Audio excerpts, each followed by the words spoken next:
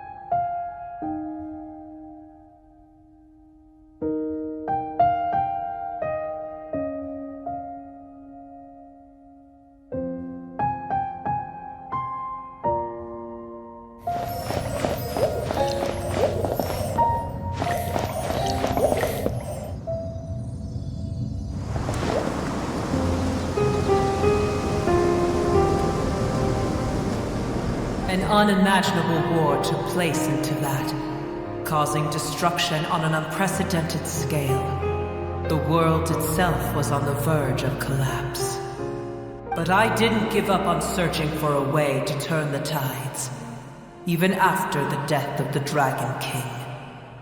As I attempted to collect more forbidden knowledge from the corners of the world, as it was on the verge of collapse, I was stopped by the giant spike that fell from the sky.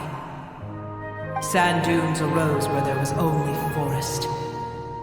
And it was as if even Sumeru itself was trying to tell me that the era of the dragons was over.